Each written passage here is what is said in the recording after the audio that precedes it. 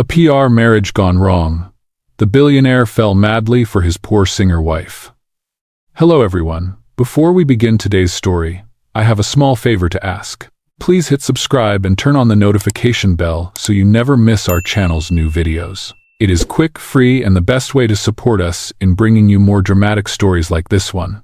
Your support truly means the world to us. Where are you watching from today? Please drop your city or country in the comments below. Thank you very much. Now let us go back to our main character. The room is quiet, the kind of quiet that costs millions of dollars per hour. A long glass table stretches across the private conference room on the top floor of a Manhattan high-rise. Outside the floor-to-ceiling windows, New York City moves like it always does, fast, loud, unforgiving. But in here, everything is still.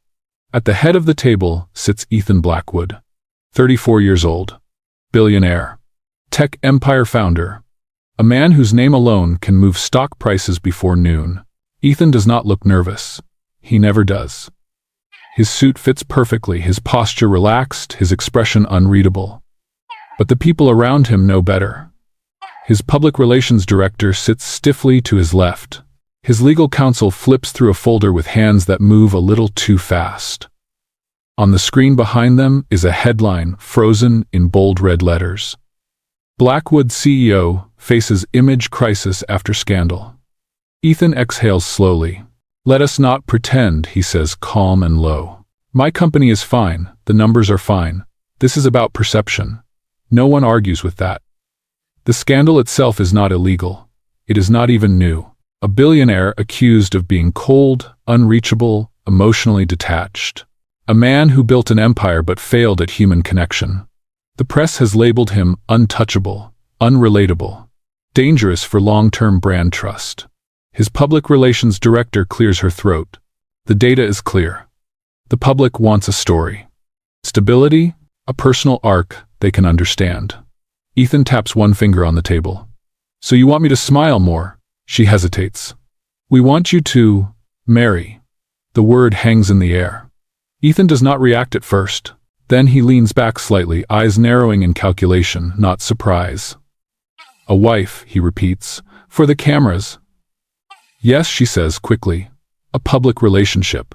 A marriage. Appearances at charity events. Award shows. Interviews. The image of a grounded man. Ethan lets out a quiet breath that is almost a laugh. And who exactly is this woman supposed to be? The legal counsel slides a folder across the table. She has already been vetted. No political ties. No scandals. No history that could hurt you. Ethan opens the folder. Inside is a single photo, a young woman on a small stage. No spotlight. No crowd. Just a microphone, closed eyes, and a kind of vulnerability that does not belong in rooms like this. Her name is Lena Carter, 26 years old, independent singer, no label, no fame, no money. Ethan's eyes linger on the photo longer than he expects. She is poor, he says flatly. Yes, the director replies, which is why she is perfect. She has nothing to gain by exposing you. And everything to lose if she does. Ethan closes the folder. What does she get, he asks. The room hesitates again. Finally, the answer comes. Financial security. Exposure. Protection. A contract. A contract. That word sits comfortably with Ethan. Contracts make sense. Contracts do not lie. Contracts do not ask for emotions. How long, he asks. 1 year, the legal counsel replies. With clear boundaries, no romance required. No private obligations beyond public appearances. Ethan nods once. Good. He stands straightening his jacket. I do not need love, he says, his voice firm. I need control. And I need this story to work. Across the city, in a cramped apartment above a closed laundromat, Lena Carter sits on the edge of her bed staring at her cracked phone. Her latest voicemail from the music studio still echoes in her head. We are sorry, Lena. Without stronger backing, we cannot move forward. She looks around her room. The peeling paint. The unpaid bills taped to the wall. The guitar leaning in the corner with one broken string. A knock sounds at the door. When she opens it, she does not see a manager or a producer. She sees a woman in a tailored suit holding a folder. Lena Carter, the woman asks. Yes. I represent Ethan Blackwood. We would like to make you an offer. Lena's heart stutters. An offer. She has no idea yet that this single word is about to change her life. Lena Carter does not invite the woman inside right away. She stands in the doorway of her apartment, one hand gripping the doorframe, the other resting unconsciously on the guitar strap slung over her shoulder. The hallway smells like old detergent and burned toast from the diner downstairs. It is not a place meant for life-changing offers. You have the wrong person, Lena says carefully. I am not anyone important. The woman smiles politely, the kind of smile trained to stay calm in uncomfortable spaces. That is exactly why we are here. Lena hesitates, then steps aside. The apartment is small. A twin bed pressed against the wall. A folding table covered in sheet music. An old coffee mug holding pens that no longer work. The woman notices everything, even though she pretends not to. My name is Rachel Myers, she says, sitting only after Lena gestures to the chair. I work in talent relations and legal coordination. I am here on behalf of Ethan Blackwood. Lena feels her chest tighten. She knows the name. Everyone does. His face appears on billboards, magazine covers, business podcasts. Men like him do not exist in rooms like this. I am listening, Lena says quietly. Rachel opens the folder and slides a single page across the table. It is not a contract. Not yet. It is an outline. A marriage. Public appearances. Charity events. Interviews. A timeline measured in months, not feelings. Lena reads slowly, her finger tracing the words as if they might disappear. You want me to pretend to be in love with him, she says. Rachel does not correct her. We want you to play a role. One that will be clearly defined and legally protected. Lena lets out a short laugh, more disbelief than humor. I sing in bars where people do not even look up from their drinks. I do not belong in that world. Rachel folds her hands. You belong because you are not part of that world. Silence fills the room. Lena looks at the guitar in the corner. The broken string, the missed calls from the studio. The notice taped to her refrigerator, reminding her that rent is already 2 weeks late. She swallows. What happens when the cameras turn off? Lena asks. There will be rules, Rachel replies. Boundaries. No expectations beyond what is written. You will be compensated fairly. Your privacy will be protected. Lena looks up. And if I say no, Rachel does not threaten her. She does not raise her voice. She simply answers honestly. Then nothing changes. Your music career remains uncertain, your financial situation remains difficult, and Mr. Blackwood will find someone else. The words sting because they are true. Lena stands and walks to the window. Outside traffic crawls past neon signs and cracked sidewalks. She presses her forehead lightly against the glass. Her phone buzzes on the table. Another message from her landlord. She closes her eyes. When would I meet him? She asks. Rachel pauses. If you agree tomorrow. Lena turns back. And if I agree, I want something very clear. Rachel nods. Please. I am not selling myself, Lena says, her voice steady despite the fear underneath. I am not a prop. I will not be humiliated. I will not be treated like something disposable. Rachel meets her gaze. That will be included.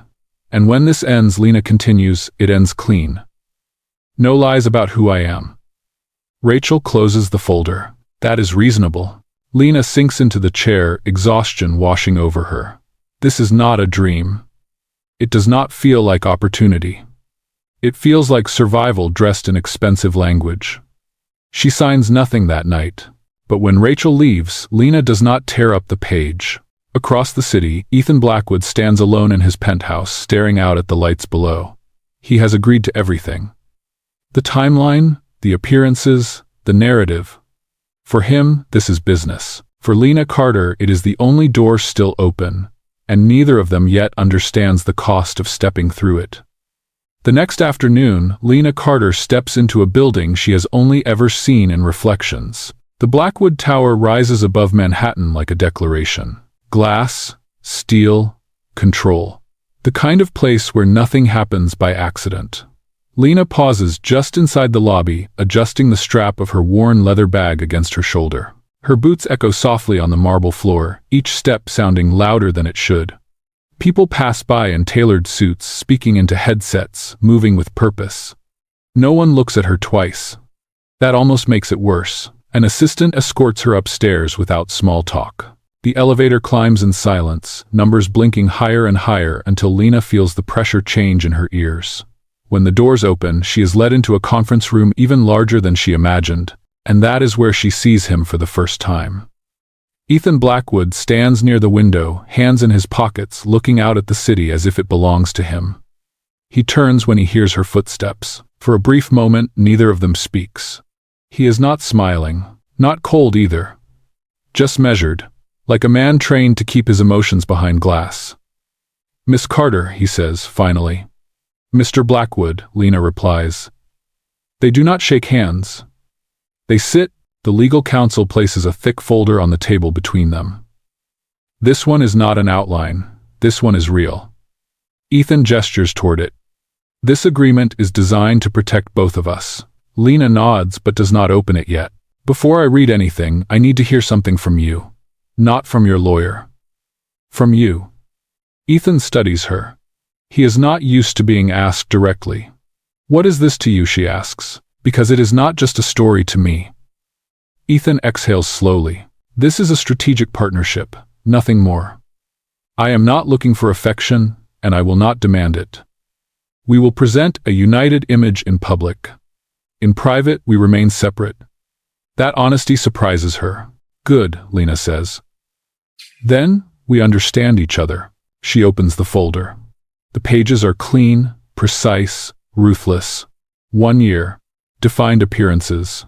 Media guidelines. Financial terms that make her heart skip even though she tries not to show it. Then she reaches the section titled, Boundaries. "No romantic expectations," she reads aloud. "No jealousy clauses. No physical intimacy required." She looks up. "You wrote this, yes.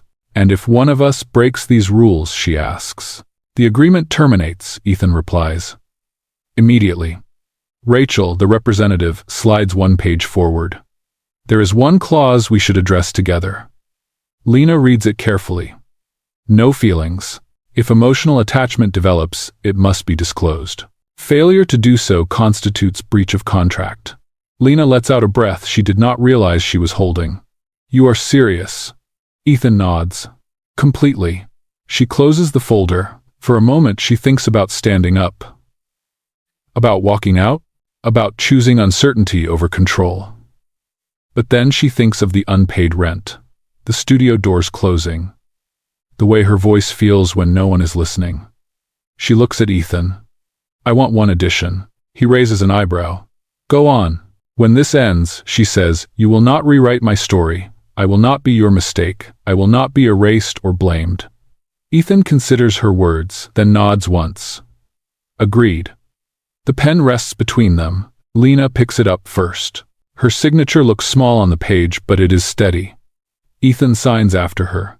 His handwriting is confident. Final. The contract clicks shut. "This is strictly business," he says. Lena meets his eyes. "Then let us not pretend it is anything else." They stand. No embrace. No smile. No promise. Just 2 people bound by ink instead of emotion. Neither of them notices the silence that follows, heavy and unfamiliar. Because somewhere between the rules and the signatures, something irreversible has already begun. The first rule Lena Carter learns is that nothing here moves slowly. The morning after the contract is signed, she is no longer just a singer with a guitar and a late rent notice. She is a wife in preparation. A car waits outside her building before sunrise. Black, silent, polite in a way that makes her feel out of place. The driver does not ask questions. He already knows her name. By noon, Lena is standing in a private suite overlooking Manhattan, surrounded by people who speak in calm voices while rearranging her entire existence. A stylist adjusts the length of her dress. A media consultant explains posture. A public relations assistant hands her a tablet filled with talking points and smiling photographs of Ethan Blackwood taken at carefully selected angles. "Do not change who you are," one of them says gently. "Just soften the edges." Lena nods, though she is not sure what that means. Across the room, Ethan watches quietly. He does not interfere. He does not comment. He observes like a man reviewing a business acquisition, measuring risk and presentation. When their eyes meet, Lena looks away first. She does not want him to see how overwhelmed she feels. The lessons begin quickly. How to walk beside him without falling half a step behind. How to pause when cameras flash just long enough. How to answer questions without saying anything real. You do not overshare, the consultant explains. You suggest warmth. Lena practices smiling in a mirror that costs more than her monthly rent ever did. The smile looks right. It does not feel right. Later that afternoon, Ethan joins her for a scheduled appearance rehearsal. They sit side by side on a couch, close enough to be convincing, far enough to remain untouched. Try again, the consultant says. This time leans slightly toward him. Lena does. She can feel Ethan's presence now. Solid. Controlled. Unmoving. Better, the consultant nods. You look connected. Ethan glances at Lena. Are you comfortable? She answers honestly. I am learning. That night, when the building empties and the professionals leave, Lena is escorted to a temporary residence arranged by Blackwood's team. It is beautiful. Quiet. Too perfect. She places her guitar in the corner and sits on the edge of the bed, staring at the city lights outside the window. She has never lived this high above the ground. Down the hall, Ethan stands alone in his own apartment, reading over the media schedule for the next week. Charity dinner. Industry gala. Interview with a major network. All of it mapped. All of it controlled. This is supposed to be easy. Yet his eyes drift back to a memory from earlier that day. Lena, standing barefoot in the fitting room, humming softly while waiting for the stylist to return. No audience, no performance. Just a voice raw and unguarded, filling a space that did not deserve it. He closes the folder. The next few days pass in a blur. Photographs. Rehearsed laughter. Headlines carefully planted. Billionaire marries rising singer in private ceremony. The public loves it. The narrative works. But behind closed doors, something does not follow the script. Late one evening, Lena slips into a small practice room she discovers on the lower floor of the building. No mirrors, no cameras, just a piano and quiet. She sings. Not for fame, not for approval, just to breathe. She does not notice Ethan standing in the doorway until she finishes. He does not clap. He does not speak right away. That song, he says finally, was not on any list. She turns startled. I did not know anyone was listening. I was not supposed to be, he replies. For a moment, the contract feels far away. Then Ethan steps back, returning to distance. Rest, he says. Tomorrow will be busy.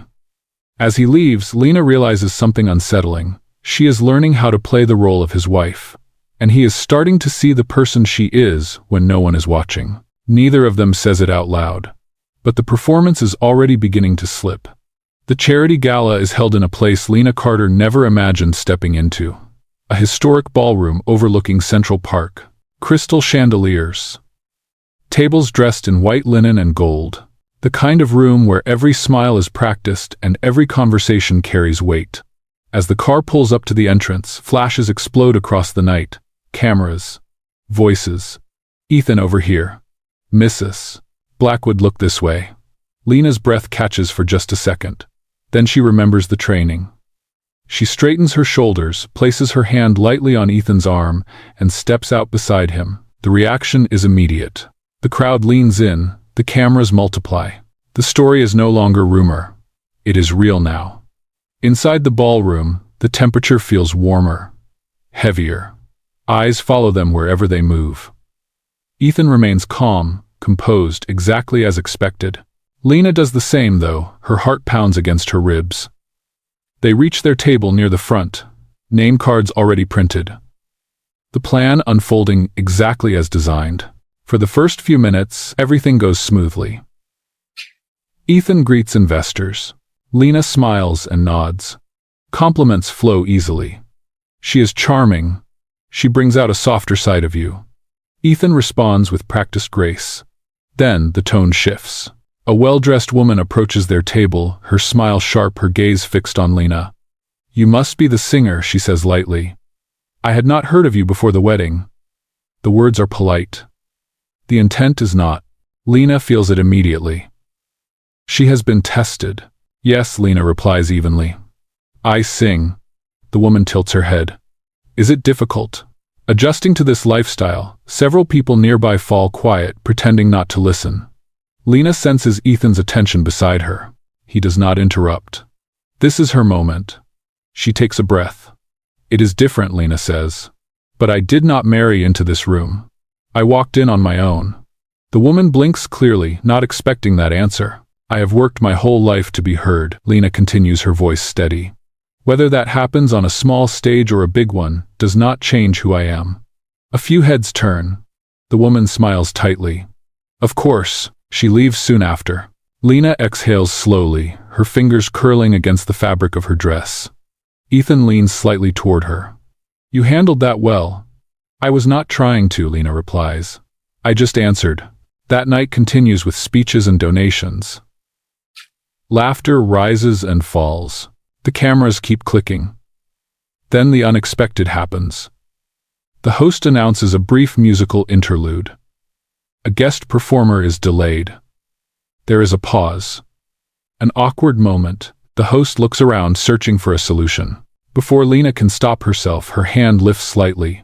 "I can fill in," she says. The room turns toward her. Ethan looks at her surprised. "This was not scheduled." "I know," she replies. "But I can sing." The host hesitates, then nods. "That would be wonderful." Moments later, Lena stands on the stage, microphone in hand. No rehearsal, no spotlight choreography, just silence. She closes her eyes and begins. Her voice is soft at first, then stronger. Honest, unpolished, real. The room stills. Conversations stop, phones lower, even the waitstaff pauses.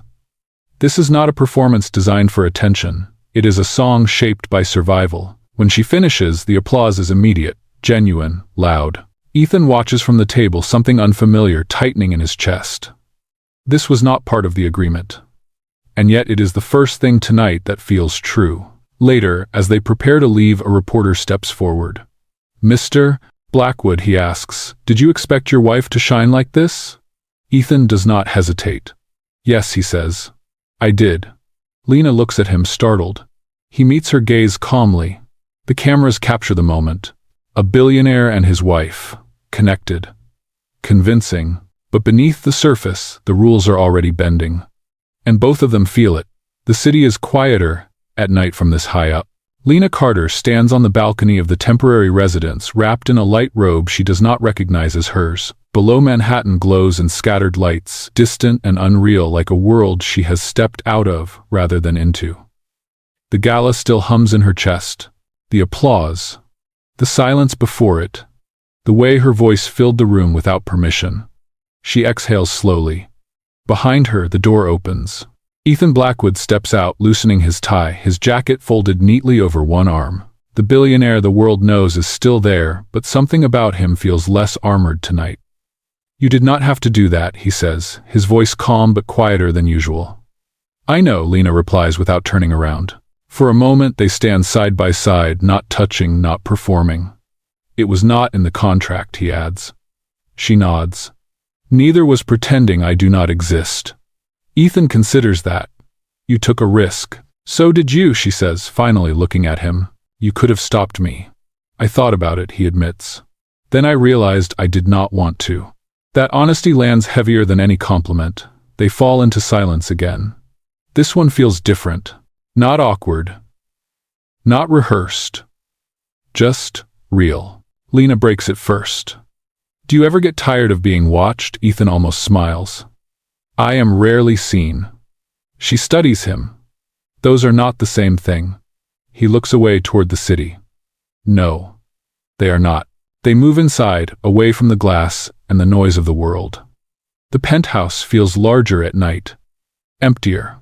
Lena drifts toward the practice room, again, instinctive like muscle memory. Ethan follows slower this time. She does not sing. Instead, she sits on the piano bench, fingers resting on the wood. I was not supposed to make people feel anything tonight, she says softly. I was just supposed to fit. You did more than that, Ethan replies. You reminded them there was something to feel. She laughs under her breath. You sound like my first music teacher. He told me the same thing. Right before the school shut the program down, Ethan looks at her. Why did you keep going? Lena thinks for a moment. Because when I stop singing, everything else gets louder. The fear, the doubt, the feeling that I do not matter. He does not interrupt. That contract, she continues, it makes sense on paper, but it does not account for moments like tonight. It was not meant to, Ethan says. It was meant to control damage. And what if it starts creating it, she asks. The question hangs between them. Ethan steps closer, stopping just short of crossing the line they both know exists. Then we address it, he says carefully, professionally. Lena meets his eyes. You are already not being professional. He holds her gaze. Neither are you. The air shifts, not toward intimacy, toward awareness. Ethan steps back first. This changes nothing, he says more firmly now. We stay within the agreement. Lena nods. Of course. But something in her voice betrays the lie. Later that night, alone in her room, Lena lies awake, staring at the ceiling. She thinks about the clause she read aloud. No feelings. Disclose emotional attachment immediately. She presses her palm against her chest. This is not love, she tells herself. It is proximity. Pressure. Performance. Across the hall, Ethan sits at his desk, staring at a screen he has not touched in minutes. He replays the sound of Lena's voice in his head, not the performance, the honesty behind it. This is inconvenient, he thinks. This is dangerous. And yet, for the first time in years, he does not shut it down. Because the script is no longer holding, and both of them know the next test will not happen on a stage. It will happen in private where no contract can hide what they are becoming.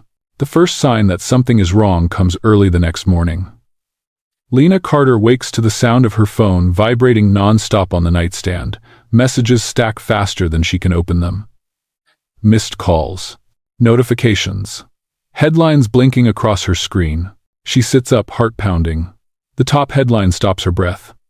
Blackwood, marriage, exposed contract wife or publicity stunt. Her hands shake as she scrolls. Photos from the gala. Screenshots of documents, blurred just enough to feel real. A story stitched together with speculation and certainty presented as truth. Someone leaked the contract. Across the city, Ethan Blackwood is already standing in his office when his legal counsel rushes in. They have partial documents, the counsel says tightly. Enough to imply intent, not enough to disprove it. Ethan does not sit. Who we are still confirming, but the source is close. Someone who knew where to look? Ethan's jaw tightens. This is not an accident. Back in the apartment, Lena scrolls past comment after comment. She knew what she was doing. Gold digger. She played him. She was bought. Her chest tightens with each word. She reads one line twice. She was nothing before him. That one hurts the most. A knock sounds at the door. Rachel stands there, her calm expression strained for the first time. We need to talk. Inside, Rachel lays everything out. The narrative is turning fast. Sponsors are nervous. Investors are calling. The story has shifted from romance to manipulation. The safest move, Rachel says carefully, is to distance Ethan from you. Immediately, Lena feels the floor drop beneath her. Distance, how, she asks, though she already knows. Publicly, Rachel replies. A statement. Controlled separation. Emphasize that you misunderstood the nature of the relationship. Lena stares at her. You want me to take the blame. Rachel does not deny it. It will pass faster that way. Lena laughs softly, bitter. Of course it will. Rachel's voice lowers. This was always a possibility. Lena nods slowly. I know. What she does not say is how quickly it became real to her. At Blackwood Tower, Ethan watches the news unfold on multiple screens. His name scrolls beneath talking heads. His marriage dissected like a failed product launch. His phone rings. It is Lena. He answers immediately. Where are you? In the apartment, she says. Her voice is steady but thin. Rachel was here. He closes his eyes. I am coming to you. No, Lena says quickly. Do not. There is a pause. This is bigger than us, she continues. And right now, you are the one with something to lose. Silence stretches between them, heavy and fragile. They want me to step away, Lena says. Publicly. Ethan says nothing. That silence tells her everything. She swallows. You do not have to say it. I understand. Ethan finally speaks. This was never supposed to happen. No, she agrees softly. It was not. Later that afternoon, the statement is released, carefully worded. Emotionless, polished, a misunderstanding, a private agreement taken out of context, mutual respect, no wrongdoing. Lena reads it alone. Her name is not mentioned. By evening, reporters gather outside the building. Lena packs a small bag. She does not take the dresses. She does not take the jewelry. She takes her guitar. When Ethan arrives too late, the apartment is quiet. Only a note remains on the table. I kept my part of the contract. Now keep yours. Do not rewrite me. Ethan stands there for a long time, the note heavy in his hand. For the first time, the cost of control becomes clear. And the damage is no longer theoretical. Because the lie did not just come forward. It chose a side. Ethan Blackwood does not sleep that night. The note Lena left sits on his desk, folded once untouched, as if opening it again might change the words. It does not. I kept my part of the contract. Now keep yours. Do not rewrite me. For years, Ethan has made decisions that cost millions of dollars without hesitation. He has shut down companies, fired executives, rewritten futures with a signature. None of that prepared him for the weight of this. By morning, the fallout is everywhere. Investors demand reassurance. Board members request emergency meetings. His public relations team drafts revised statements, softer ones, safer ones. Time will fix this, Rachel says carefully. We just need to let the story cool down. Ethan looks up from the table. Where is she? Rachel hesitates. She left the apartment last night. We do not know where she went. The room goes quiet. She is being attacked online, another advisor adds. If we do not redirect the narrative, she will continue to take the hit. Ethan stands. No, he says. This ends today. They exchange uncertain glances. With respect, Rachel says, ending it now will cost you control. The contract gives us protection. Ethan picks up the folder that once felt like safety. That contract, he says, is the problem. He walks out before anyone can stop him. Across the city, Lena Carter sits alone in a nearly empty rehearsal space she rented with the last of her savings. The walls are bare. The piano is out of tune. But it is quiet. She strums her guitar slowly, not singing, just grounding herself. She has not checked her phone in hours. When she finally does, there are dozens of missed calls. All from Ethan. She lets it ring again, then again. Finally, she answers. Do not, she says before he can speak. Do not apologize. Do not explain. I am not calling to explain, Ethan replies. His voice is different now, stripped of polish. I am calling to choose. She closes her eyes. The board meets in 1 hour, he continues. They expect a statement, a correction, something that puts this back in order. And Lena asks quietly, and I am not giving it to them. She sits up. Ethan, do not do this for me. I am not, he says. I am doing it because I am done hiding behind agreements that hurt people. There is a pause. I am ending the contract, he says. Publicly. Completely. Lena's breath catches. That will destroy your image. Yes, he answers. And it will tell the truth. Later that afternoon, the cameras gather again. This time, Ethan steps forward alone. No prepared script. No spokesperson. I entered a contractual marriage for image control, he says clearly. That was my decision, not hers. Murmurs ripple through the crowd. I misjudged the cost of that decision, he continues. Not to my company, but to a person who deserved better. Reporters shout questions. Was it fake? Ethan meets the cameras. It started that way. He takes a breath. It did not stay that way. The statement spreads instantly. The contract is voided. Released in full. No redactions. The narrative shifts.